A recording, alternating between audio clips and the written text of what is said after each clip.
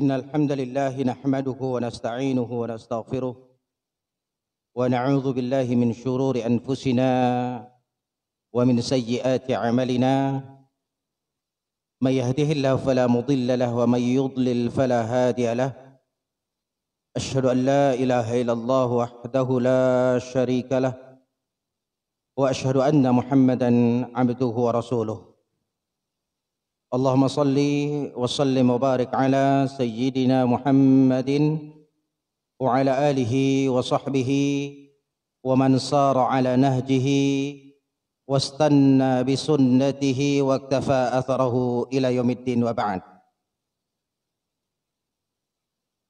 أيها الناس اتقوا الله حق تقاته ولا تموتن إلا وأنتم مسلمون صدق الله العظيم وصدق على رسولنا الكريم ونحن على ذلك من الشاهدين والشاكرين والحمد لله رب العالمين.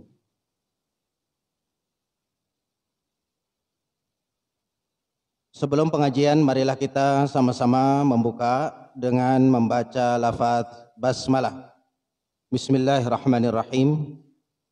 Puji dan syukur mari kita panjatkan pada Allah Subhanahu wa taala atas segala karunia rahmat dan taufiknya kepada kita semua. Salawat beriring salam tidak lupa kita sanjung agungkan untuk qudwah kita Nabi besar Muhammad sallallahu alaihi wasallam. Bapak Ibu sekalian, jamaah Majlis Ta'lim Darul Fatah yang dirahmati oleh Allah Subhanahu wa taala, pengajian kita pada pagi hari ini akan membahas tentang bisnis online dalam tinjauan syariah. Dan ini adalah season pertama yang insya Allah akan kita lanjutkan kemudian pada pertemuan mungkin bulan depan. Karena pembahasan ini cukup panjang, karena dari sisi transaksi, dari yang klasik sampai dengan modern dan digital ini mengalami pergeseran luar biasa. Seperti yang kita lihat dan seperti yang kita juga lakukan. Jadi nanti endingnya adalah memahami terkait dengan persoalan halal dan haram dalam jual beli. Karena ini akan berpengaruh kepada psikologi atau secara psikis yang endingnya nanti akan membawa keberkahan dalam hidup kita. Terlebih adalah akan dikabulkannya doa oleh Allah Subhanahu wa taala berkat dari transaksi yang halal lagi baik itu. Oleh karenanya mungkin Bapak Ibu sekalian juga sudah sering mendengar bagaimana bisnis online ataupun digital yang sekarang berkembang di media sosial.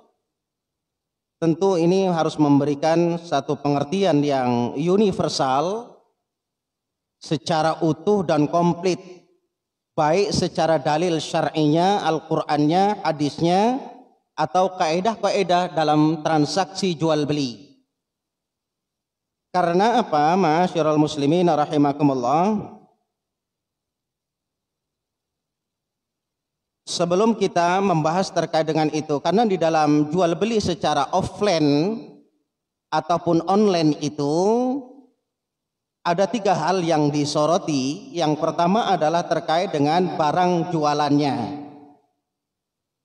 Apakah nanti itu barang jualan itu sesuatu yang haram atau tidak, milik sendiri atau milik orang lain, kita menjadi pedagang asli atau jadi maklar. Yang kedua adalah terkait dengan transaksi akad itu, bagi hasil, bagi untung atau lain sebagainya, atau sebagai perwakilan. Dan dalam persoalan akad ini kurang lebih ada 12 atau 13 akad jual beli. Ini juga nanti kita akan bahas pada season kedua. Kemudian tentang komitmen kejujuran dan ini yang hilang saat ini. Kejujuran dan komitmen terhadap akad supaya apa? Konsumen itu akan terus datang ke kita, itu bukan karena harganya tetapi adalah karena servis yang kita utamakan. Itu yang dilakukan oleh Nabi SAW. Jadi kualitas dan kuantitas. Jadi kualitas dulu pribadi kita. Makanya di dalam Sahih Bukhari, kalau kita ingin berbisnis maka harus memahami fikih jual beli itu sendiri, supaya tidak terjebak hal-hal yang berkaitan dengan persoalan yang haram ataupun syubhat, supaya dalam perjalanan ini membawa keberkahan. Bapak Ibu sekalian rahimakumullah, maka kita bayangkan ini menurut survei pengguna jasa internet hari ini mengalami kenaikan yang luar biasa, apalagi di zaman pandemi. 73,7% ya, dari 266 juta. Jadi hampir berapa? 30% lagi yang tidak menggunakan digital jual beli.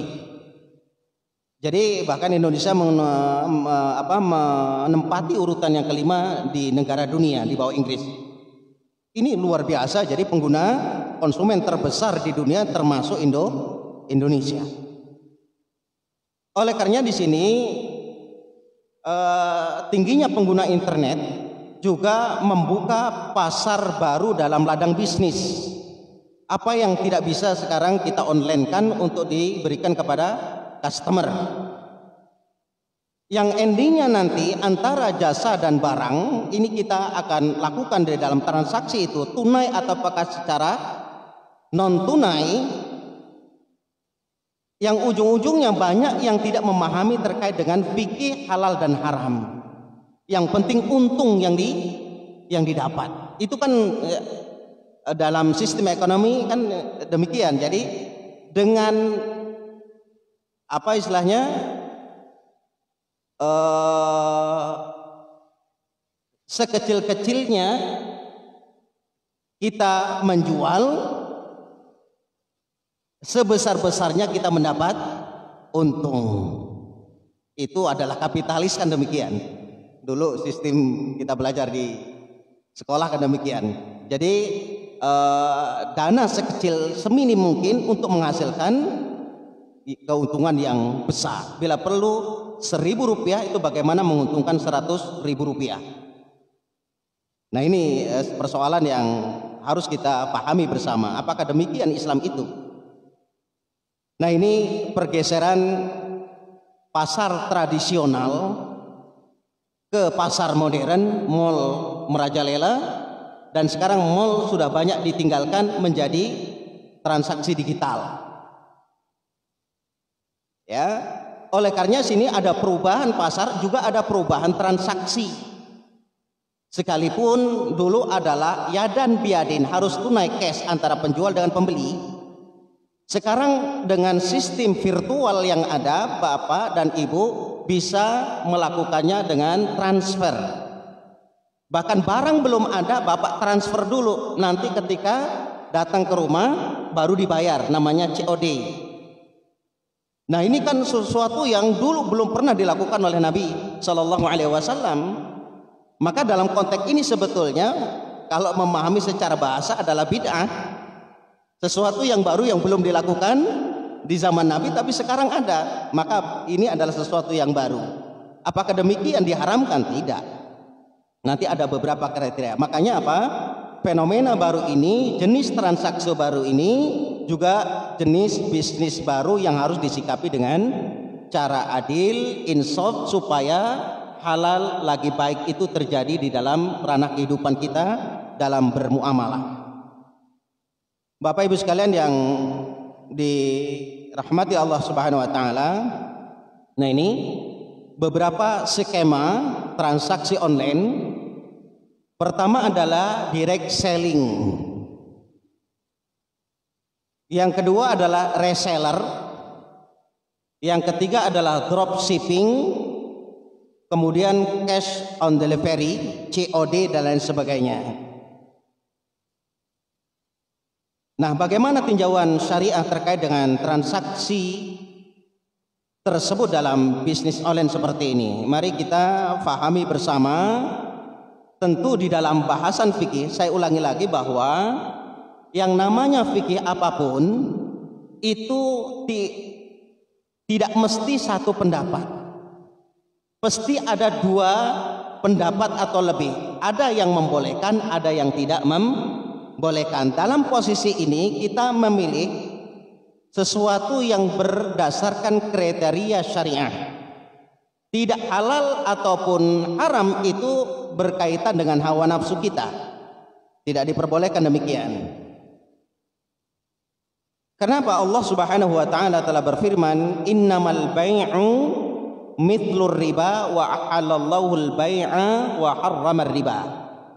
Sesungguhnya jual beli itu sama dengan riba, padahal Allah telah menghalalkan jual beli dan mengharamkan riba. Artinya apa? Riba itu terjadi, riba itu adalah penambahan dari nilai nominal awal. Jadi menumbuh kembangkan nilai awal tanpa ada sebuah kesepakatan yang ada.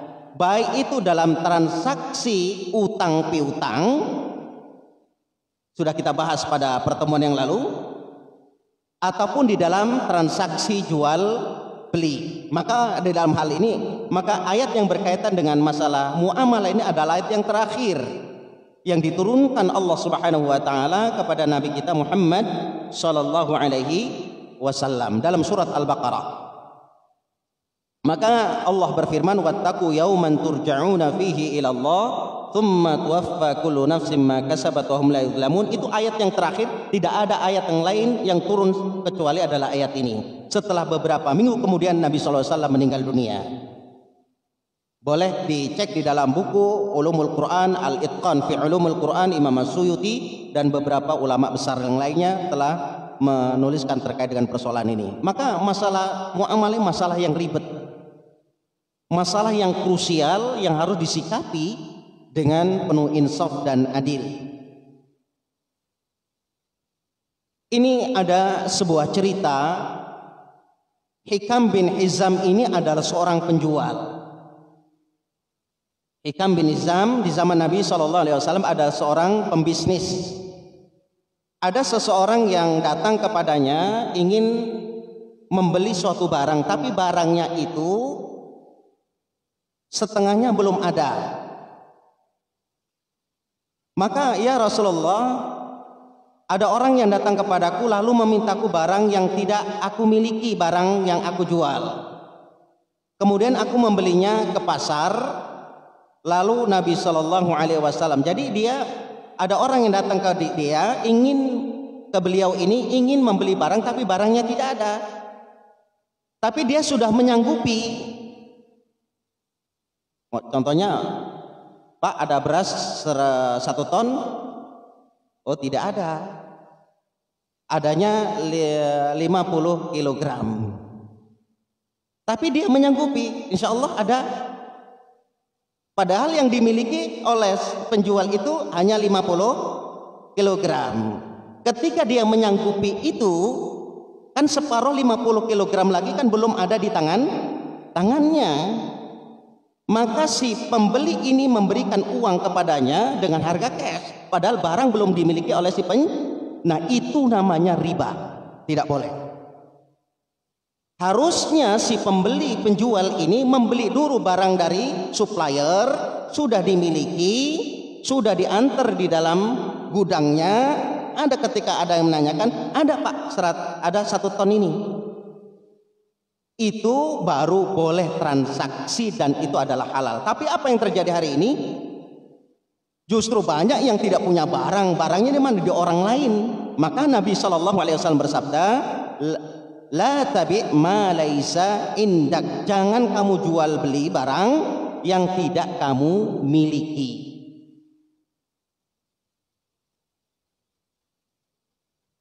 Ya, ini yang terjadi. Ya. Maka hadis bin Hikam ini adalah terkait juga dipakai seluruh dalil terkait dengan persoalan-persoalan bisnis online yang ada. Maka di dalam kaidah itu dalam hadis Nabi SAW dalam kaidah disebutkan al aslu fil af'ali at-taqayyud bil hukmi syar'i. Asal dari perbuatan itu terikat dengan hukum syaraknya. Jadi pentingnya di sini sebuah akad dan transaksi, apakah dia transaksinya tunai ataupun non tunai, maka perlu dipahami secara baik dan benar. Karena apa? Dalam transaksi yang dilarang, Islam itu ada 3 unsur yang dilarang. Satu, kalau ada unsur kezaliman. Yang kedua ada unsur gharar, dan yang ketiga ada unsur riba. Apa unsur kezaliman itu? Unsur kezaliman adalah tipu daya. Contohnya adalah dengan, dan ini kezaliman banyak Pak, kurang lebih ada 6. Bukan tipu daya bahwa ini speknya bagus pas dicek buruk, itu juga termasuk zalim. Tetapi dalam zalim ini nanti insya Allah dalam season kedua kita akan membahas tentang najasyi. Contohnya apa? Mempengaruhi seseorang untuk membeli barangnya padahal dia tidak membeli. Dikerumuninlah si penjual itu seolah-olah dia akan menawar supaya datang konsumen lain, padahal dia tidak. Maka itu adalah bisnis kezaliman. Yang kedua adalah ghish. Ghish itu adalah menyembunyikan barang yang cacat dicampur dengan barang yang baik. Seperti yang banyak terjadi di Bambu Kuning. Jual jeruk, jual apa dukuh itu. Ini dukuh dari mana? Dukuh dari Palembang, kan enak gitu. Rupanya dicampur dengan dukuh dari Padang Cermin yang kecut. Nah, itu adalah ghish. Man ghasyana falaysa minna. Siapa yang melakukan tipu daya, maka itu bukan golongan kami, kata Nabi sallallahu alaihi wasallam. Bukan hanya buah-buahan, bahan pokok makanan ataupun yang kita pakai, pakaian ini padahal dia belinya adalah secara grosir, pas dijual secara eceran. Apa yang dibilang oleh pembeli, oleh si penjual itu? Si pembeli ingin, Pak, saya mau beli ini, berapa harganya? 100.000. Si penjual bilang, wah nggak boleh itu Bu, karena harganya aslinya saja sekian, 100.000, masa jual 100.000? Padahal dia belinya adalah grosir. Jadi mengatasnamakan untuk mengelabui supaya menaikkan harga itu dengan demikian. Dan itu adalah juga suatu transaksi yang diperbolehkan. Maka di sini kejujuran itu harus bukan berarti nggak boleh untung, boleh, tetapi spesifikasi harus dijelaskan. Ini barang yang orsinil, ini barang yang KW, harganya yang orsinil sekian, yang KW sekian. Supaya nanti ada khiyar di dalam jual beli, ada pilihan. Kalau si pembeli ingin ya silakan, kalau enggak ya silakan, itu ada pilihan. Nah ini, kemudian ada timbun, menimbun, kemudian ada pematokan barang. Sekarang kan di supermarket ataupun di Alfamart, Indomaret itu kan tidak boleh ada tawar menawar. Padahal di dalam semua transaksi itu harus ada tawar menawar. Layaknya juga seorang laki-laki ingin meminang kepada perempuan, maharnya itu kan boleh tawar menawar, tidak dipatok oleh si perempuan. Maka yassiru wala tu'assiru, mudahkanlah jangan mempersulit. Tapi hari ini apa yang terjadi? Pematokan barang luar biasa, bahkan mengambilnya ataupun menyentuhnya berarti membeli. Nah ini kan luar biasa itu ya. Nah kemudian gharar apa? Kuantitas dan kualitas, harga dan sebagainya. Kualitasnya dikatakan baik padahal buruk. Nah unsur riba juga macam-macam. Ada riba tambahan, fadl, ada riba nasi'ah, tangguhkan, ada riba kemudian iyad. Nah ini akan panjang terkait dengan persoalan jual beli. Jadi ketika ada unsur kezaliman, gharar, tipu menipu, tidak jelas, dan unsur riba, maka itu adalah transaksi offline dan online itu diharamkan.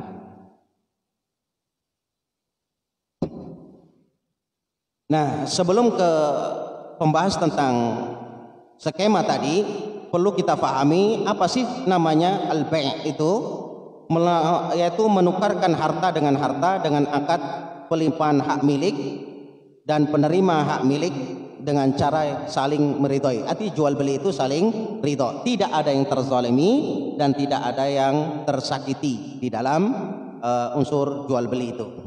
Maka perlu akad, maka akad itu yang mengesahkan dan menghalalkan seluruh jual beli. Makanya mengambil barang orang itu haram. Kenapa? Karena nggak ada akadnya. Seperti orang berzina itu kenapa diharamkan? Karena tidak ada akadnya. Karena akad itulah yang nanti menjadi proses bisa halal tidaknya suatu hal itu. Maka penting. Nah, syarat jual beli ada syarat akad, ada syarat nafaz. Ya, syarat nafaz adalah barang itu milik sendiri. Kalau milik orang lain boleh, tetapi dia harus minta izin dulu menjadi maklar, namanya simsar. Contohnya DF punya produk air minum, ibu-ibu mau jualin, ibu-ibu atau bapak-bapak harus minta izin dulu ke Darul Fatah. Pak, kata Ustadz, saya ingin menjualkan produk dari Darul Fatah. Tentu kan ada keuntungan, nanti akan dihitung oleh Darul Fatah ini berapa keuntungan bagi maklar, atau akan diberikan fee-nya dan berapa yang harus diserahkan ke Darul Fatah. Tetapi kalau Bapak Ibu sekalian mengiklankan tanpa izin dari kami Darul Fatah, maka itu disebut dengan riba, tidak boleh. Itu menjadi syarat. Karena la tabi' ma laisa indak, jangan kau jual belikan sesuatu barang yang tidak Anda miliki. Syarat sihah di sini adalah tidak boleh mengandung 6 unsur. Jahalah, ketidakjelasan barang itu. Contohnya, saya akan jual tanah ini, mulai batu ini saya lemparkan, di mana dia jatuh itulah batas tanah yang akan saya jual. Atau saya akan jual ikan yang ada di pantai laut. Pantai laut punya siapa? Punya dia atau bukan? Nah, ini kan tidak diperbolehkan. Kemudian ikroh paksaan. Nah, ini kadang-kadang paksaan apa? Karena dia tersangkut dengan utang piutang, tidak bisa membayar, maka sebagai kompensasinya rumahnya itu disita oleh bapak. Bahkan harus merelakan rumahnya itu dijual dengan harga yang murah, kepepet istilahnya. Nah, bapak beli dengan dalam keadaan kepepet itu. Apakah demikian syarat sahnya jual beli? Tidak boleh. Jadi tetap dihargakan rumah itu dengan harga yang biasa disepakati secara umum berapa harganya, baru kemudian utang yang itu harus dibayarkan sesuai dengan yang bapak atau ibu miliki. Nah, sekarang kan tidak, justru seneng kalau kepepet itu kita membeli barang yang murah. Taukid, pembatasan waktu, gharar, dharar dan lain sebagainya. Ini syarat sahnya. Nah, dalam unsur bisnis jual beli ini ada beberapa falsafah yang diharamkan jual beli.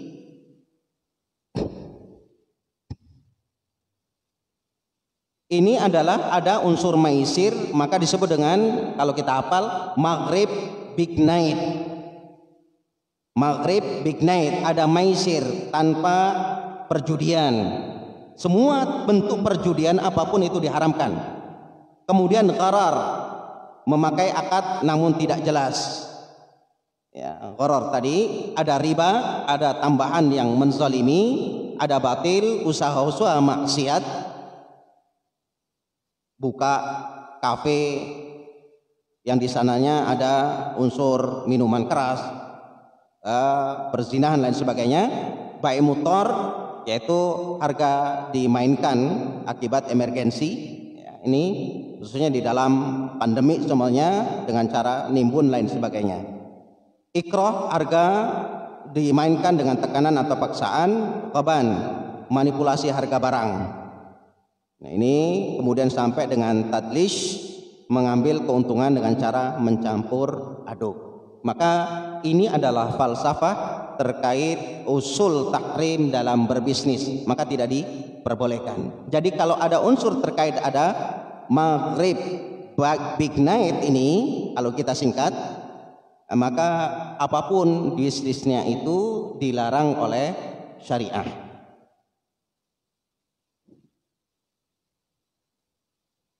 Nah, rambu-rambu di dalam bisnis online, satu, barang atau jasa itu harus halal. Yang diperjualbelikan itu harus halal. Kemudian barang atau jasa yang diproseskan itu untuk dimiliki. Artinya memang betul-betul kalau kita bisnis online atau jual beli online itu sesuatu kebutuhan primer, ya, yang sesuai dengan kebutuhan. Karena Allah Subhanahu wa taala telah berfirman, innal mumadzirina kanu ikhwanas syayatin. Jadi Allah tidak menyukai orang-orang yang melakukan pemborosan. Barangnya harus jelas kriteria dan spesifikasinya. Ya, ini juga penting. Membeli diberikan hak khiyar untuk melanjutkan atau untuk membatalkan. Jadi harus ada khiyar. Maka kalau kita beli baju ada cacat, nah si penjual itu sebetulnya harus memahami boleh dikembalikan dengan kesepakatan yang ada. Contohnya ketika dipakai di rumah, rupanya ada yang sobek, maka dia harus buru-buru kembali kepada si penjual memberikan ganti ataupun kompensasi atau memang ditukar barangnya. Dan disinilah penjual itu harus memahami terkait dengan khiyar ini, namanya khiyar majlis. Nah, diniatkan jual beli juga karena ibadah kepada Allah Subhanahu wa taala. Bapak Ibu sekalian yang dirahmati oleh Allah, nah baik kita skema yang pertama adalah berkaitan dengan direct selling. Apa direct selling itu? Bisnis online di mana pelaku bisnis melakukan pemasaran secara langsung dengan media internet. DF punya produk air minum, DF mengiklankan kepada customer, konsumen, calon pembeli. Maka ketika barang itu dimiliki oleh Darul Fatah, maka itu boleh dan sah. Itu namanya direct selling. Nah, bagaimana cara pembayarannya? Bisa dilakukan secara online maupun bertemu langsung antara penjual dengan pembeli. Ibu atau bapak sekalian bisa transfer ke rekening Darul Fatah atau datang langsung ke Darul Fatah. Itu namanya direct selling, tapi barangnya ada, produk air minum. Maka penjual menawarkan via internet, Facebook atau WA, konsumen mengorder, kemudian membeli dengan cara mentransfer atau tunai, kemudian barang dikirim. Ini adalah direct selling dan hukumnya terkait dengan persoalan ini adalah boleh dan halal. Selagi barang yang diperjualbelikan itu ada balal ya, barang yang halal. Barang yang bukan hasil mencuri atau barang syubhat. Nah, ini yang perlu diperhatikan. Jadi direct selling ini adalah hukumnya halal. Jadi model transaksi direct selling ini hampir sama dengan bisnis offline. Offline seperti di warung-warung yang ada. Jadi boleh hukumnya.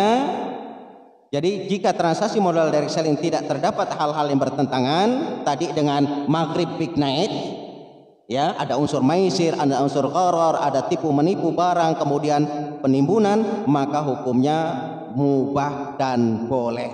Karena asal daripada muamalah adalah boleh al-ibahah.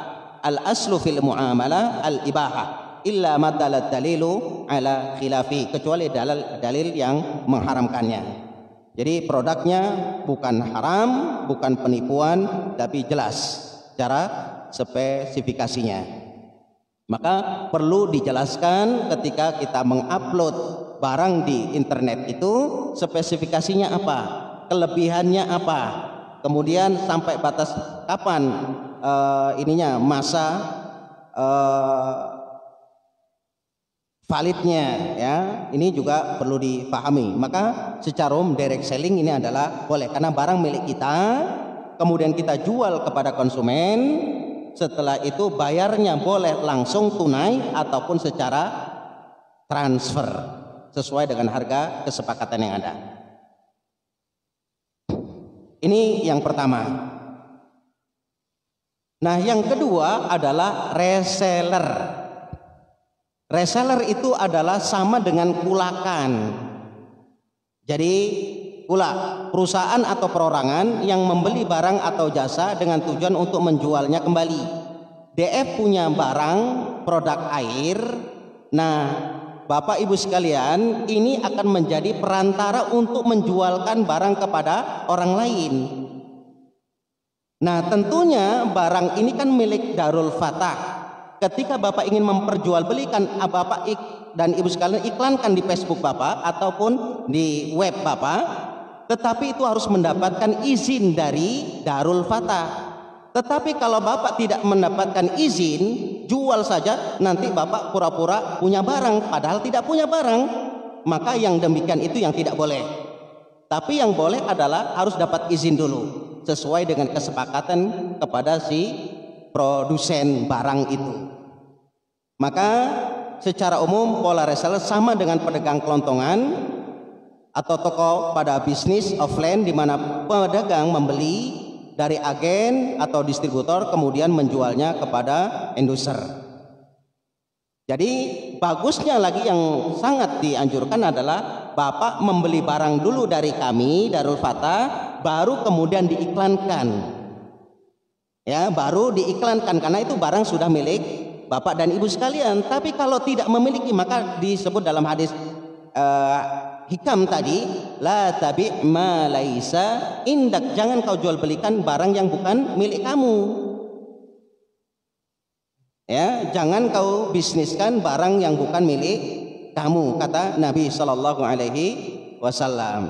Maka hukum reseller yang demikian adalah boleh jika tidak terpenuhi syaratnya, sudah melakukan transaksi dengan penjual, kemudian barang itu belum ada di tangannya, belum ada izin dari si produsennya, maka barang itu adalah haram untuk diperjualbelikan. Jadi caranya bagaimana? Izin dulu. Kalau kita tidak mau membeli langsung, nanti ketentuan syaratnya dengan Darul Fatah itu jelas berapa bagian dari untuk Bapak dan berapa yang harus dibayarkan ke Darul Fatah. Nah, ini kalau tidak demikian maka hukumnya adalah haram. Ya, menjual barang. Nah, ini kan yang terjadi di media sosial, internet yang ada.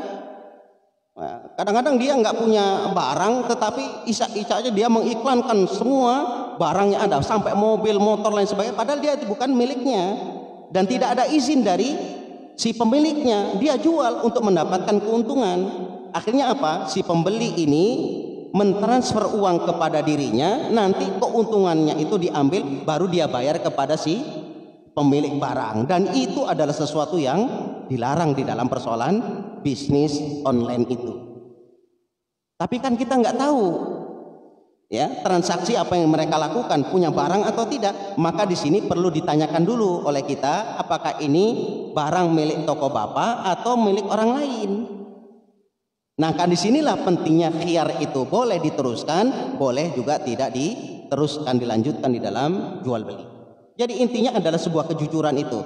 Innas sidqa yahdi ilal birri wa innal birra yahdi ilal jannah. Kejujuran akan menghantarkan kepada kebaikan dan kebaikan itu akan menghantarkan kepada nilai surga Allah Subhanahu wa taala. Ini terkait dengan reseller ya. Kemudian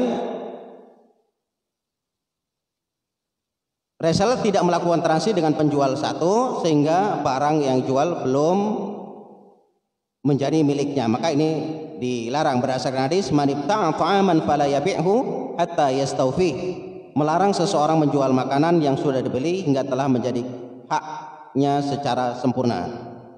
Maka ini adalah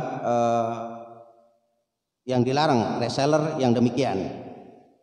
Nah, syarat sistem reseller yang diperbolehkan, Bapak Ibu sekalian yang dirahmati Allah, pertama produknya halal, produknya jelas, jujur, barang sudah dimiliki, ada akad jual belinya, itu jelas, kemudian ada khiyar.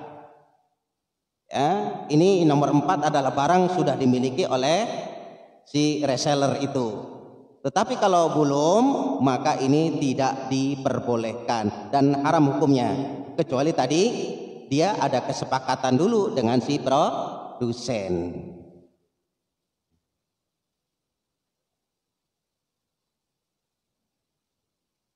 Baik. Nah, kemudian yang ketiga, yang drop shipping, yaitu jasa pengiriman barang dari supplier ke pembeli melalui perantara reseller, yang kemudian disebut drop shipper. Kenapa demikian? Ada beberapa catatan penting.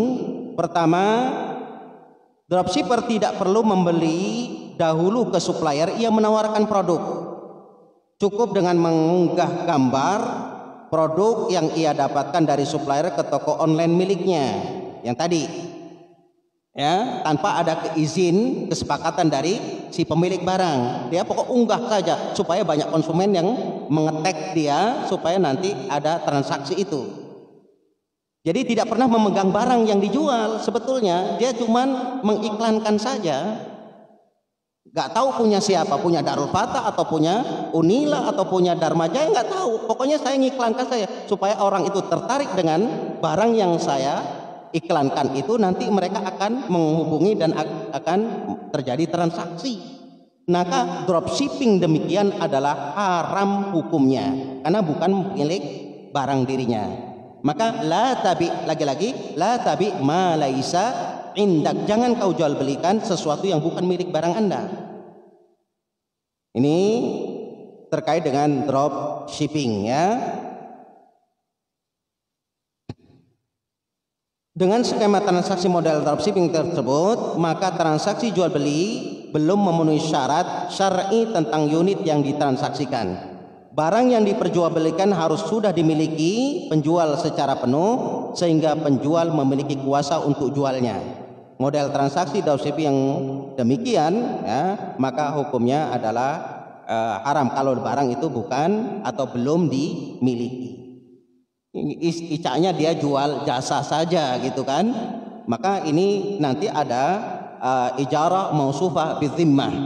Ada istilah dalam fikihnya, jual jasa itu sebetulnya harusnya diperbolehkan, ya, dengan beberapa ketentuan yang ada. Bapak Ibu sekalian rahimakumullah, jadi yang diperbolehkan adalah direct selling, reseller, tapi dropshipping ini adalah karena tidak memiliki barang, dia coba mengiklankan sebanyak-banyaknya, maka ini hukumnya tidak diperbolehkan. Maka inilah yang banyak dilakukan oleh sebagian kalangan pembisnis termasuk kaum muslimin. Maka yang diperbolehkan adalah direct selling dan reseller, sementara dropshipping itu adalah tidak diperbolehkan. Karena apa? Ada unsur gharar, ada unsur riba. Kenapa dikatakan ada unsur riba? Karena dia menjual barang yang bukan miliknya, artinya dia ngutangin dulu kepada orang itu supaya keuntungan itu dia dapatkan. Kan barangnya nggak ada, ya, dia sementara jual kepada konsumen. Itu kan adalah transaksi yang semu, istilahnya tidak jelas. Maka ini apalagi keuntungan dia ingin dapatkan terlebih dahulu tanpa barang ada. Nah, ini sesuatu yang dilarang.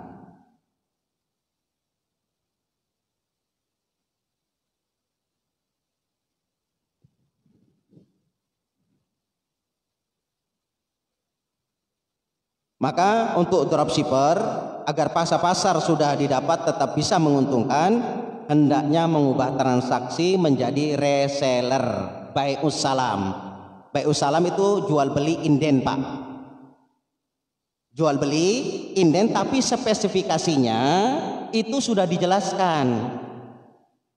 Contohnya HP harga 3 juta ini berapa giga, berapa piksel, ori atau bekas. Ya, insya Allah saya akan berikan kepada Bapak, tunggu 1 kali 24 jam. Insya Allah barang itu ada. Nah, Bapak dan Ibu mentransfer barang itu boleh, tapi ada kejelasan dari si penjual karena dia tidak memiliki barang. Nah, ini sama dengan COD. Ya. Apa COD itu?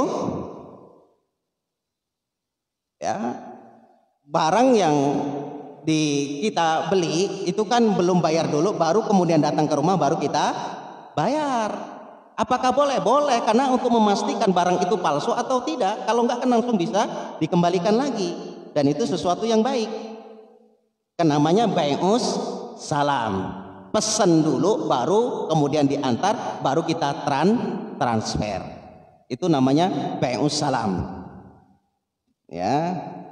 Ini. Jadi dengan konsep jual beli dengan sistem inden atau bai'us salam. Jadi nanti dropshipper ini bisa dihalalkan, diperbolehkan. Nah, Bapak Ibu sekalian yang dirahmati Allah Subhanahu wa taala, ada pertanyaan terkait dengan 3 ini? Nah, ya, silakan.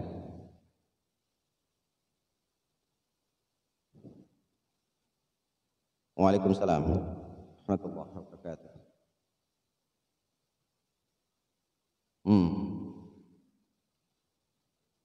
Ya. Ya.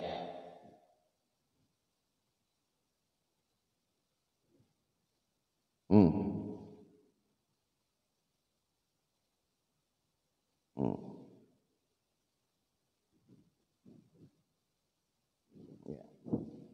Lama. Ya.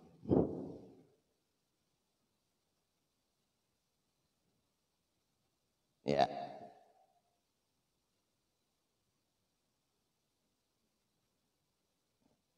Ya.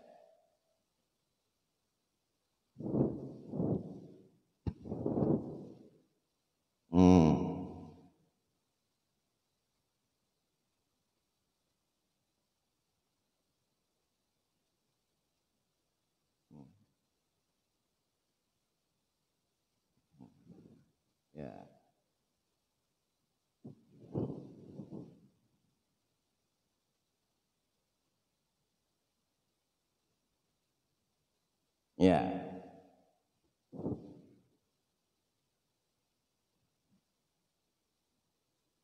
Ya.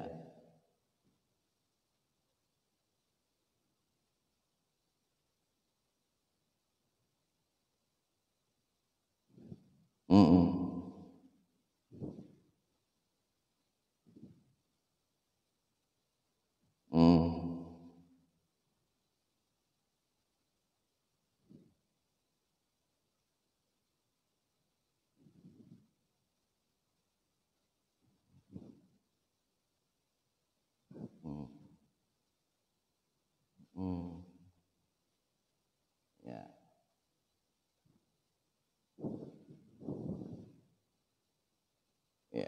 Ya. Ya.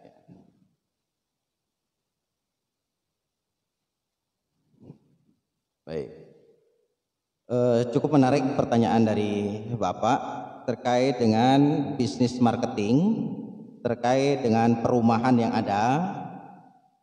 Dia jual gambar, belum dibangun tanahnya, tetapi demikian bahwa kalau transaksi awalnya Bapak menjelaskan terkait dengan spesifikasinya, ukurannya berapa, tanahnya di mana, tidak ada unsur gharar, tidak ada unsur riba, maka hukum itu adalah boleh, sekalipun itu harus membayar DP.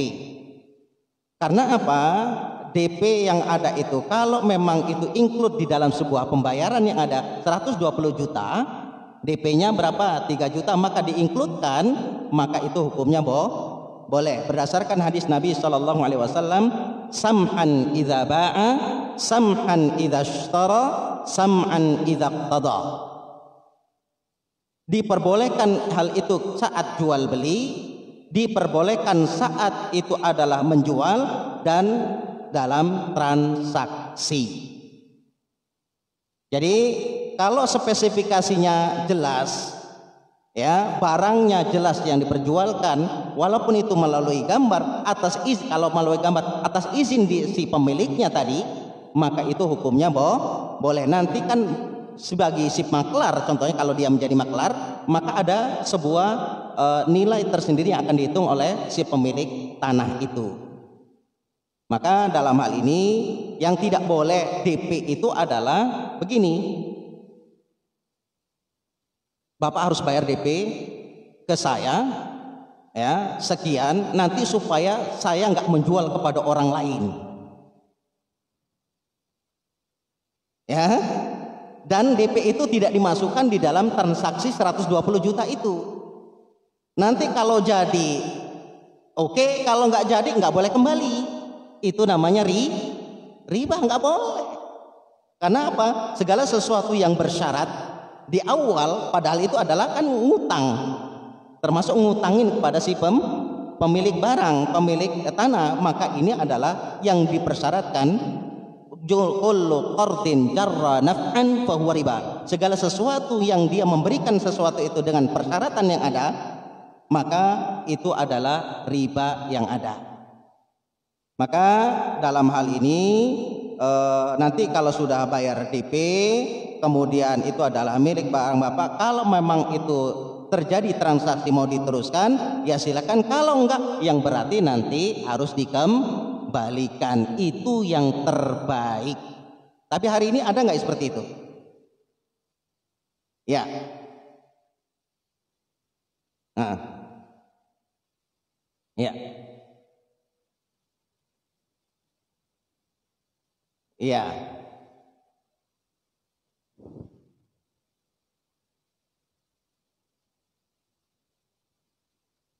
Hmm. Hmm. Hmm. Iya. Iya. Jadi demikian itu yang tidak diperbolehkan. Iya, makanya DP yang seperti itu, contohnya begini, saya adalah penjual, Darul Fatah sebagai penjual, Bapak selaku pembeli. Barang di Darul Fatah ini tidak ada, supaya ini Bapak dapatkan, pokoknya dari Darul Fatah saja. Nah, gimana caranya? Nanti pihak Darul Fatah akan mencari barang dulu. Setelah ada, nanti kan ibu atau bapak memberikan uang sebagai jaminan supaya barang itu ada. Nah, kalau memang spesifikasinya ada, ya, spesifikasinya ada, jelas barangnya, tidak abal-abal, maka ketika itu nanti pihak Darul Fatah akan menghubungi bapak, dan itu nanti terjadi jual beli yang sah. Tetapi kalau tidak demikian, pokoknya bapak ngasih duit ke Darul Fatah, pokoknya uang itu sudah masuk dan tidak boleh dikembalikan. Ketika barang itu nggak ada, maka itu adalah haram hukumnya. Disinilah pentingnya, ya, terkait dengan masalah DP ataupun apalagi sekarang ada DP 0% lain sebagainya. Maka yang tidak dipersyaratkan, kullu qardin jarra naf'an fahuwa riba, yang tidak dipersyaratkan di awal, maka itu adalah sesuatu yang boleh. Tapi kalau dipersyaratkan, maka itu adalah haram hukumnya. Ya sama kan, al-bai'ani bil khiyar, dua-duanya juga penjual dan pembeli kan ada. Kenapa dia melakukan itu?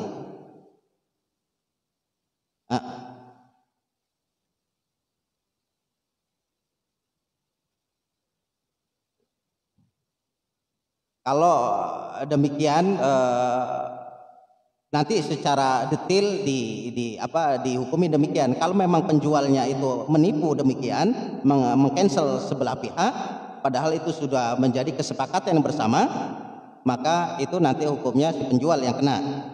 Atau sebaliknya, pembeli sudah sepakat dengan penjual, tetapi dia mengcancel karena ada sesuatu, itu adalah khiyar, boleh. Boleh, yang namanya jual beli itu harus ada pilihan, mau lanjut karena barangnya ada atau tidak ada. Kalau nggak lanjut juga itu adalah pilihan. Maka di sini penting tadi ada 6 hal yang terkait dengan produk demikian, ada khiyar, memilih. Kalau tidak ada demikian maka itu adalah dilarang. Baik, kita teruskan Bapak Ibu sekalian. Nah, ini jual beli emas via online. Ini adalah praktek bisnisnya. Sekarang yang baik itu emas antam lah, yang lain sebagainya. Nah, ini perlu kita pahami, ini hadis Ubadah bin Samit terkait dengan komoditi ribawi. Komoditi ribawi atau barang yang berbau riba itu ada 6. Rasulullah Shallallahu Alaihi Wasallam bersabda, "Al-zahab bil-zahab, al-fiddah bil-fiddah, wal-burru bil-burri, wasyair bil-syair, wat-tamru bit-tamri, wal-milhu bil-milhi, mithlan bimithlin, sawa'an bisawa'in, yadan biyadin. Fa idza ikhtalafat hadhil asnaf fabi'u kaifa syi'tum idza kana yadan biyadin." Emas dengan emas, perak dengan perak, bur dengan bur, ini bahan pokok makanan Arab ya, syair dengan syair, korma dengan korma, garam dengan garam. Kadarnya harus semisal dan sama. Harus dari tangan ke tangan secara kontan. Jika jenisnya berbeda maka jualah sesuka kalian selama dilakukan secara kontan.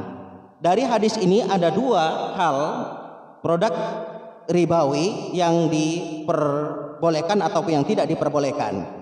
Kelompok yang pertama adalah emas dengan perak. Ini kelompok yang pertama, fungsinya atau elatnya itu sama sebagai alat tukar. Di zaman Nabi SAW kan duit itu belum bentuk kertas ke kita, 1.000, 2.000, 10.000, 100.000 kan gitu. Tapi memang emas itu menjadi alat tukar dan perak itu. Ya, serah terima. Maka ketika ingin menjual beli emas itu maka harus tunai, tidak boleh kredit, utang dulu. Karena harga tahun 90 emas itu berbeda dengan harga tahun 2020. Maka ketika kita punya hutang tahun 80 10 juta, ketika mau bayar tahun 2020 maka itu harus dihargakan emas pada tahun itu berapa supaya ketemu nilai emas pada tahun 2020. 10 juta tahun 80 itu berapa 1 gram emasnya? Contohnya 500 semuanya, 500.000. Nah, sekarang sudah 1 juta. Kalau 10 juta waktu itu dapatlah semuanya 20 gram, maka sekarang pun harus 20 gram. Sekalipun nilai 10 juta sekarang sudah berapa itu? Lebih dari sekian. Nah, itu kalau kita punya utang yang lama ingin dibayar di tahun yang baru. Maka jual beli emas dan perak itu harus tunai. Jika ada penundaan terjebak dalam riba nasiah. Ada nasiah, ini adalah sesuatu harga lebih yang ditundakan, yang ditunda ya. Yang kedua, kelompok bahan pokok makanan, dan ini adalah seperti beras kalau di kita, jagung kalau di Arab kan tamar, gandum lain sebagainya. Maka serah terima saja, tidak harus tunai. Maka kita beli beras dengan duit itu boleh ngutang kalau nggak punya duit ke toko. Kalaupun mau ada duit langsung tunai boleh. Tapi kalau emas nggak boleh. Bu, saya mau beli emas 10 gram tapi ngutang dulu ya. Nggak boleh. Kenapa? Harganya fluktuatif nanti setiap bulan dan setiap tahun. Karena apa? Itu menjadi alat tukar di zaman Nabi Shallallahu Alaihi Wasallam. Tapi ada ulama yang mengatakan sekarang emas itu bukan bahan alat tukar seperti mata uang, tetapi sebagai perhiasan yang dipakai oleh ibu-ibu, entah itu gelang, kalung ataupun anting. Nah, bagaimana transaksinya? Apakah sama dengan alat tukar di zaman Nabi Shallallahu Alaihi Wasallam atau sebagai perhiasan? Kalau sebagai perhiasan, maka itu hukumnya boleh diutang. Boleh diutang. Tetapi kalau sebagai alat tukar seperti duit di zaman Nabi, maka itu tidak diperbolehkan. Tetapi dalam hal ini yang paling hati-hati adalah kita ketika ingin membeli emas apapun, baik itu emas batangan atau emas perhiasan, lebih baik kontan tunai daripada tidak. Kenapa? Itu adalah karena ada unsur komoditi ribawi. Tapi kalau bahan pokok makanan, beras, ya, atau yang lain, jagung, itu boleh kita ngutang, boleh juga secara tunai. Ini karena komoditi non ribawi. Jadi di takhrij diturunkan dari kasus jual beli dengan surat menyurat yang ada. Maka ini jual beli demikian ya. Maka hukumnya beli emas secara online ya, secara umum itu adalah sesuatu yang dilarang, kecuali tadi adalah yang membolehkan bukan sebagai alat tukar, tetapi adalah sebagai perhiasan saja. Tetapi di situ harus jelas, ketika kita beli via online, spesifikasinya sebetulnya kenapa harus tunai? Karena harus dilihat dulu, ya, gimana ijab kabulnya kita dengan orang yang menjual itu, kemudian jelas berapa gramnya, berapa sebatas apa spesifikasinya, speknya dan lain sebagainya, supaya tidak menjual kucing dalam karung istilahnya. Ada unsur gharar, ada unsur tipu menipu, dan ada unsur yang lain. Yang diharamkan ada 6 itu. Ini terkait dengan bisnis via online, terkait dengan emas yang ada. Ini yang tadi ditanyakan terkait dengan iklan ya Bapak. Ini menjual barang milik sendiri boleh dan sah, kalau orang lain yang belum di tangan adalah tidak sah ya. Ada unsur riba.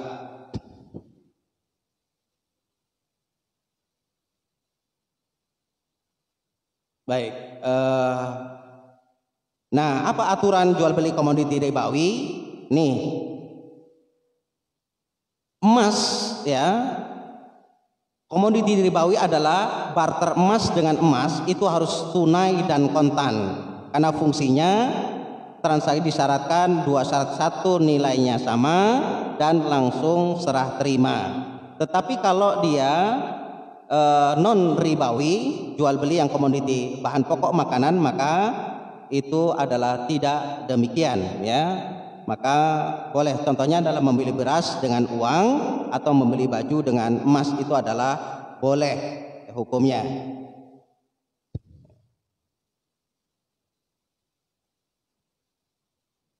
Jadi tidak disyaratkan tunai, jadi ngutang pun boleh.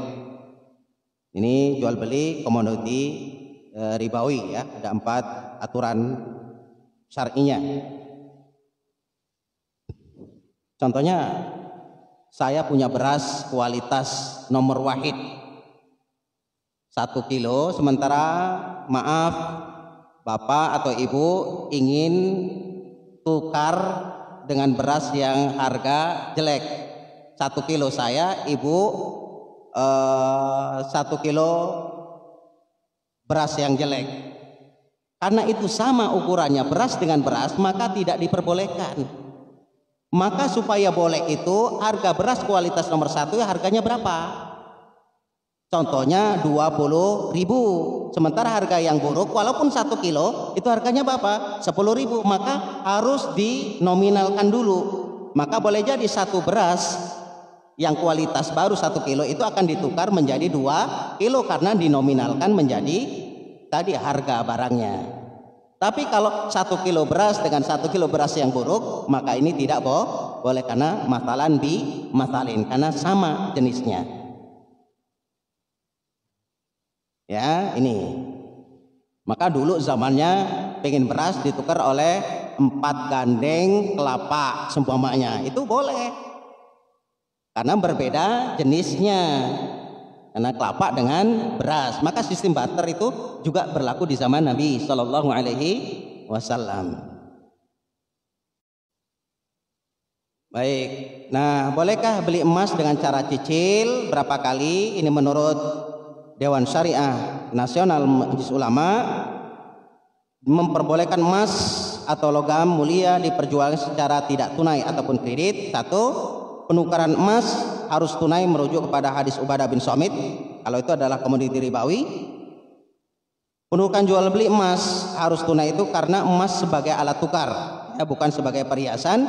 Emas sebagai perhiasan bukan alat pembayaran, itu boleh diperjualbelikan secara kredit. Jadi perlu memahami emas itu sebagai alat tukar atau sebagai alat perhiasan. Kalau perhiasan boleh secara kredit atau secara utang piutang, tapi kalau sebagai alat tukar, antamnya itu apa yang gold itu, kemudian kita apakah sebagai alat tukar atau sebagai perhiasan itu nggak tahu. Seperti itu harus dihindari. Ya, harus dihindari. Emas dan perak lebih dominan sebagai alat tukar, maka ini adalah dilarang dicicil. Kemudian hukum diskon, cashback. Ya, biasanya kan kita senang promo di akhir tahun, apalagi tahun baru ini nanti banyak cashback, kita beli lain sebagainya. Ini adalah salah satu strategi marketing. Nah, tahun menghadapi 2021 yang tadinya DP sekian juta, non DP itu kan adalah sesuatu yang cashback yang akan diterima oleh si pembeli. Bagaimana hukumnya? Cashback diperkenankan pada jual beli, sewa menyewa, dan bagi hasil. Pada jual beli tadi boleh kalau Bapak memasarkan tadi apa tanah supaya 0 DP karena ada cashback, ingin beli sudah tadi akan diberikan sesuatu. Dan tidak diperkenankan pada utang piutang yang dipersyaratkan, karena al muslimun ala syurutihim, kan orang muslim itu adalah terkait dengan syaratnya. Jika diskon terjadi dalam transaksi utang piutang dan dipersyaratkan oleh kreditur atau peminjam, itu termasuk riba. Contohnya begini, DF punya barang tadi, Pak kalau mau beli barang ke DF, ini Bapak beli 10.000, nanti DF akan memberikan diskon 5.000. Dipersyaratkan, bukan DF pokoknya siapa yang membeli ini akan diberikan diskon secara cuma-cuma. Itu adalah bisnis marketing yang diperbolehkan. Tapi kalau dipersyaratkan, bayar dulu ke saya, nanti saya akan berikan diskon. Ada syarat di situ antara penjual dan pembeli, maka itu adalah sesuatu yang dilarang. Tapi jika tidak dipersyaratkan, para ulama ini adalah boleh, ya, boleh hukumnya, karena al muslimun ala syurutihim. Jadi diskon, cashback, uang digital lain sebagainya itu adalah diperbolehkan. Masih bulat Pak ya, karena memang ini sesuatu yang cukup pelik ya, cukup sulit untuk sekaligus kita pahami. Maka insya Allah kita akan berseri terkait dengan persoalan jual beli ini. Ya, fikih muamalah adalah fikih yang sangat kompleks karena berkaitan dengan persoalan-persoalan syar'i maupun berkaitan dengan persoalan-persoalan duniawi yang secara karena namanya fikih muamalah. Tidak saja transaksi dengan sesama muslim, tetapi juga bisa kepada sesama non muslim. Artinya bisnis itu tidak terkait dengan barang yang diproduksi oleh umat Islam saja, tetapi mungkin barang yang diproduksi oleh orang non muslim. Tapi cara penjual belian itu yang harus disyariatkan. Ini penting untuk kita. Jadi tidak asal jual, punya barang jual, ada purawan jual, tidak demikian. Yang penting untung. Nah ini kalau makanya apa? Segala sesuatu bisnis yang diawali dengan nilai margin, keuntungan yang dipromosikan kepada si konsumen, maka itu adalah bisnis yang perlu menjadi catatan besar. Saya ulangi lagi. Segala sesuatu bisnis yang dipromosikan itu adalah keuntungan bukan proses, maka bisnis itu adalah mengandung sesuatu yang syubhat. Multi level marketing. Kan itu yang dihitung adalah keuntungan dulu, padahal prosesnya belum tahu siapa yang akan melakukan. Contohnya juga adalah koperasi simpan pinjam yang sudah banyak gulung tikar itu. Kenapa? Keuntungan dulu yang diberikan kepada konsumen. Kalau kamu membayar sekian 10 juta, maka setiap bulan akan mendapatkan margin kepada Anda itu sekian. Jadi ini iming-iming dahulu yang diberikan kepada konsumen untuk menarik pelanggan itu. Maka ini sesuatu yang berbisnis semu, dan itu banyak yang tidak syar'i. Maka disinilah pentingnya sebuah proses di dalam unsur jual beli, bukan hanya keuntungan. Keuntungan itu adalah nilai dari sebuah proses yang ada. Maka Nabi SAW ketika jualan bisnis dari harta Khadijah radhiyallahu anha tidak pernah tidak untung, semua selalu untung. Maka tidak pernah mengalami kerugian. Apa prosesnya? Satu, jujur dan mengiklankan sesuai dengan spesifikasinya. Itu Nabi SAW. Maka ketika umur 40 tahun, Nabi SAW sudah tidak berbisnis lagi sampai meninggal dunia. Apa? Bukan berarti Nabi tidak menafkahi anak istrinya. Apa yang dilakukan oleh Nabi SAW adalah beliau punya modal investasi kepada Abdurrahman bin Auf. Artinya dakwah itu jalan, kemudian untuk keluarganya pun jalan. Tapi hari ini kita umur 60 tahun masih mikirin dunia terus. Maka ini hebatnya Rasul Shallallahu Alaihi Wasallam ketika mendapatkan wahyu Iqra bismi rabbikal ladzi khalaq, umur 41 sampai meninggal dunia tidak melakukan transaksi secara langsung kepada masyarakat, tetapi Nabi memberikan investasi kepada para sahabat yang lain supaya menjalankan dana itu.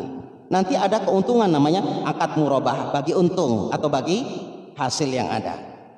Itu hebatnya Nabi Shallallahu Alaihi Wasallam. Maka tidak ada di dalam sirah Nabi umur 45, umur 50 tahun beliau langsung terjun di dalam dunia bisnis. Tapi rambu-rambu itu selalu diberikan kepada para sahabat radhiyallahu anhum. Makanya sampai Abdurrahman bin Auf, dullani ala suq, ketika hijrah pertama, tunjukkan kepadaku mana pasar. Ditunjukkanlah pasar di Madinah itu. Akhirnya apa? Pasar yang tadi dikelola oleh orang Yahudi, Aus dan Khazraj, tidak boleh seorang yang transaksi di situ kecuali orang Yahudi, dibeli oleh Abdurrahman bin. Dari mana uangnya? Itulah kolektif, namanya ada istilahnya dengan saham Rasul Shallallahu Alaihi Wasallam. Maka keuntungan itu ditaruh di Baitul Mal. Untuk apa? Membiayai kaum muslimin, baik itu dalam dakwahnya, dalam jihadnya, dalam pendidikannya, lain sebagainya. Maka ini yang sungguh luar biasa, yang masih banyak yang belum kita pahami. Bapak Ibu sekalian rahimakumullah, maka hukum GoPay. Nah, ini juga transaksi yang terjadi hari ini. Al-hukmu 'ala syai'in far'u an tasawwuri. Jadi ketika kita menghukumi sesuatu harus tahu dengan cara atau gambarannya. Di dalam hukum GoPay ini ada 4 akad. Apakah sedia menjadi tukar menukar, transaksi jual beli, seperti adalah duit rupiah dengan dolar. Itu adalah saraf namanya. Dan ini GoPay ini tidak termasuk dalam hal itu. Kemudian ijarah mausufah bidzimmah, jual beli jasa. Karena kita top up dulu 100.000, ya, kemudian kita mau kemana? Bahkan bisa GoFood, beli makanan. Tapi kita sudah mengindenkan duit kita ke penerbit, dan itu dikelola oleh Bank Indonesia, yang tidak boleh diapa-apakan oleh si pemilik GoPay ini, gitu ya. Nah, ini ijarah mausufah dzimmah, kemudian nitip atau membayar tunai. Nah, qard, utang piutang. Tapi kalau utang piutang ini tidak diperbolehkan. Maka selama itu adalah ijarah mausufah ataupun bentuk titipan yang tanpa ada dikurangi, maka hukumnya adalah diperbolehkan. Sekalipun baik ada beberapa kalangan yang mengharamkan itu, karena tidak ada transaksi dari 4 akad ini, baik itu saraf, ijarah, wadiah ataupun qard, itu tidak termasuk di dalamnya. Tetapi Dewan Syariah Nasional itu membolehkan terkait dengan GoPay yang ada, karena sesuatu itu memudahkan bagi si pelanggan selama itu bukan akad utang piutang. Soalnya GoPay memberikan kita uang supaya nanti kita kemana-mana bisa dengan dia. Nah itu yang tidak diperbolehkan. Tapi kita kan top up dulu 100.000, masukkan ke GoPay itu, baru kemudian kita mau kemana-mananya. Tetapi sekalipun ini adalah akad majhul, sebetulnya kan 100.000 itu untuk apa, itu harus jelas. Bapak Ibu sekalian, apakah kita untuk pergi ke Darul Fatah terus setiap hari Ahad, itu kan jelas. Tapi kan itu tidak disyaratkan oleh GoPay. Bahkan mau ke Bambu Kuning pakai Gojek, GoPay juga. Bahkan kita mau beli ketoprak pakai GoPay juga. Nah itu namanya akad majhul. Maka yang membolehkan itu adalah akad wadiah nitip. Namanya nitip, ya itu pasti nanti akan diambil sesuai titipan, sekalipun kita harus membayar adminnya. Seperti kita nitip barang di Penggadaian, nitip barang kan begitu, kita tiap bulan harus membayar. Itu adalah boleh. Masih banyak sekali. Nah ini terakhir adalah pre-order. Adalah sistem pembelian barang yang memesan dan membayar terlebih dahulu di awal masa tenggang waktu tunggu kedatangan barang. Ada pesanan dari pembeli, kemudian barang jasa akan dibeli tidak secara ready stock karena harus dibeli atau dibuat dahulu. Hukumnya diperbolehkan dengan catatan memenuhi syarat dan rukunnya. Apa syaratnya? Produknya halal, disepakati baik secara penjual atau pembeli. Kemudian akad penjual dalam pre-order itu adalah sebagai agen mendapatkan fee dari calon pembeli. Jadi ini adalah boleh hukumnya pre-order. Jadi karena ada izin dari si produsen. Bapak Ibu sekalian yang dirahmati Allah, silakan kalau ada pertanyaan. Ya. Waalaikumsalam warahmatullahi wabarakatuh.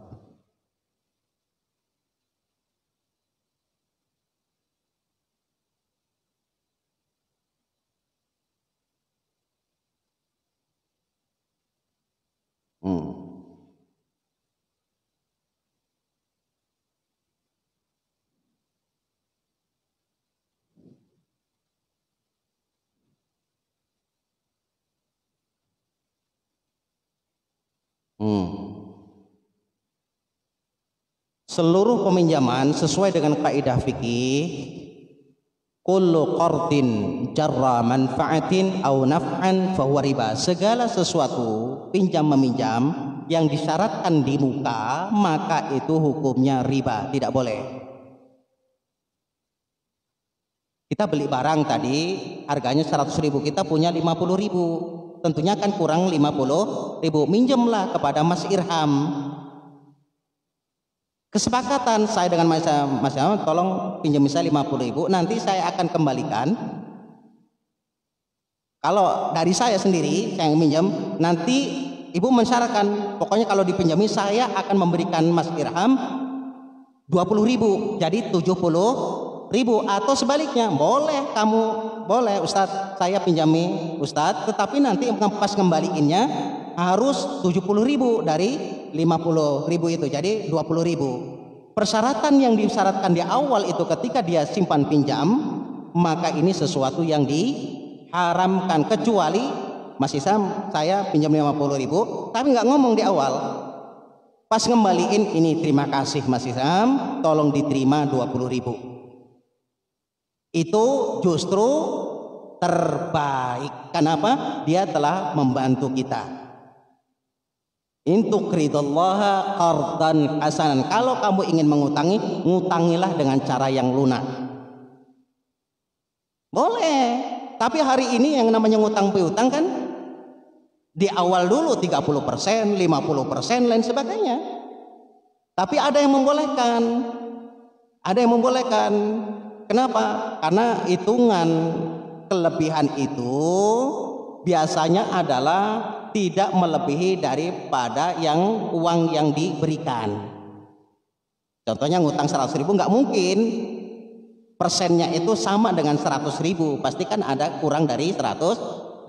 Maka ulama dalam hal ini ada yang membolehkan, ada yang tidak membolehkan. Tapi secara pribadi, menurut kaidah teori, apapun bentuk persyaratan yang di awal itu adalah utang piutang, maka itu adalah riba. Riba itu adalah sesuatu yang diharamkan oleh Allah Subhanahu wa taala. Jadi tidak boleh. Ya. Ya. Ya.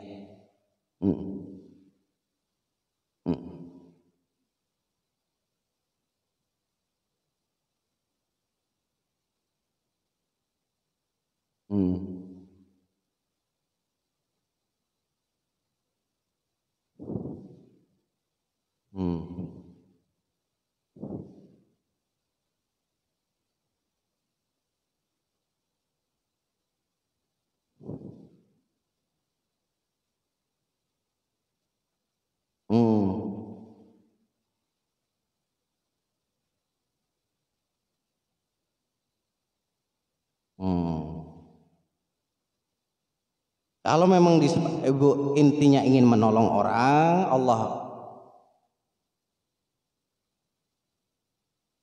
Iya. Iya. Intinya begini, kalau ibu ingin membantu orang itu terkait dengan ayat Allah, wa ta'awanu 'alal birri wat taqwa wa la ta'awanu 'alal itsmi wal udwan. Tolong menolonglah dalam kebaikan dan tidak boleh tolong menolong dalam keburukan dan kezaliman.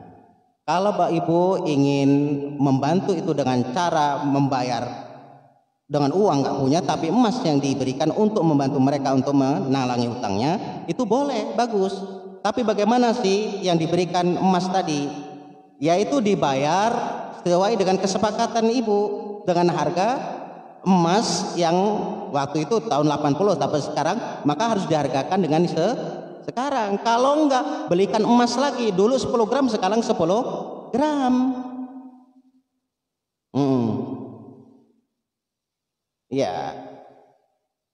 Iya, dicicil boleh.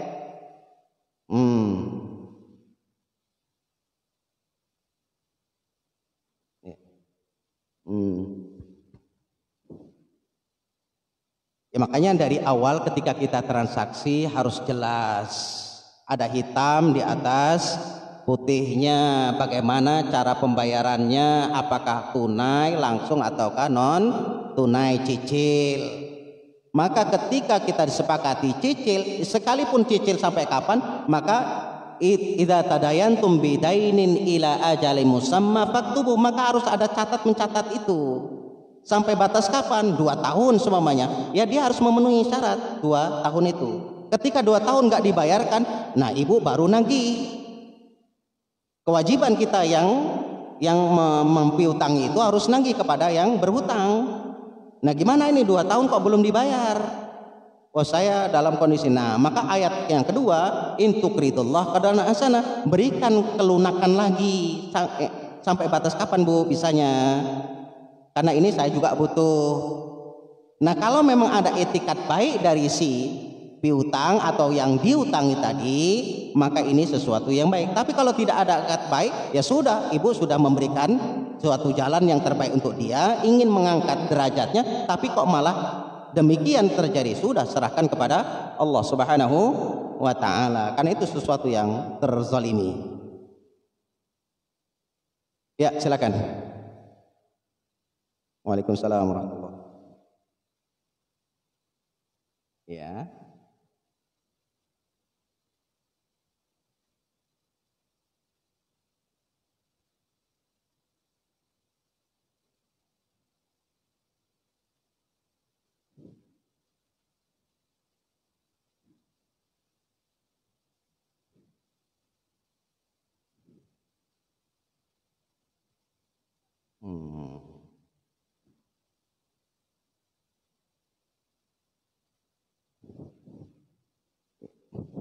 Iya.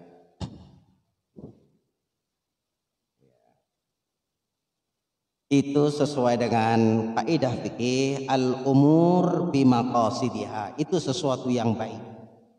Segala sesuatu itu tergantung kepada maksud dan tujuan ibu. Kalau itu memang susah, makanya utang piutang itu bisa menjadi kawan, bisa menjadi lawan, musuh. Maka hindarilah utang piutang. Ya.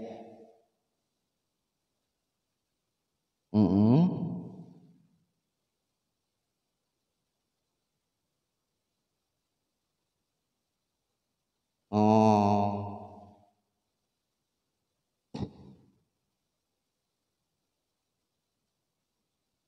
Wah.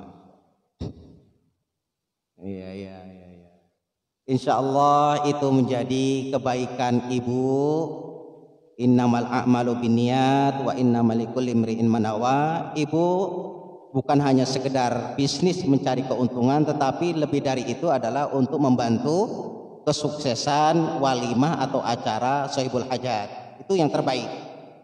Kemudian di awal transaksi bayarannya sekian, ada perantara. Oh, karena orang ini nggak tahu dengan ibu, manggillah orang yang ketiga, tolong sih hubungkan ke ibu haji itu supaya saya bisa meminjam barang. Sepakatan nasi, si C ini yang minjam barang bayar ke B, tapi B nggak membayarkan ke ibu. Nah ini persoalannya. Entah mau dibayarkan uitnya sudah juga habis bersama keluarganya. Ketika dihubungi oleh ibu ke C, C-nya juga nggak tahu mana kayak sudah bayar. Maka bagaimana caranya? Tetap ibu sebagai hak adami menanyakan langsung kepada si B tadi. B, karena dia harus bertanggung jawab. Adapun nanti cara pembayarannya itu ya disepakati saja, mau cicil atau mau cash.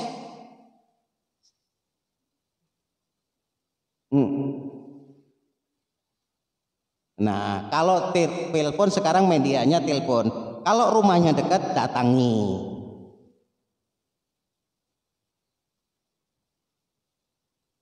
Ya.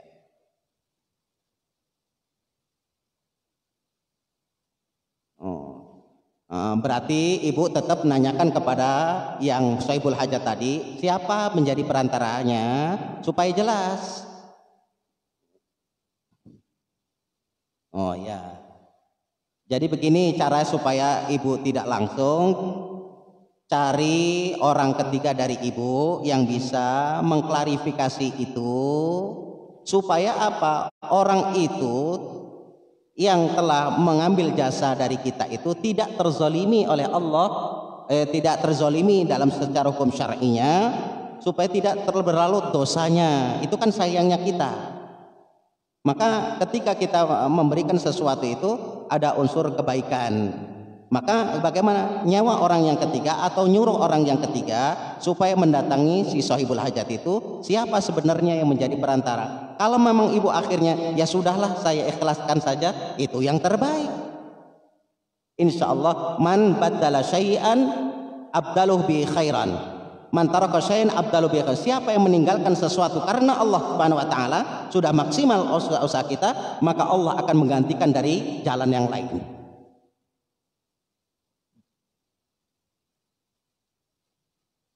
Betul.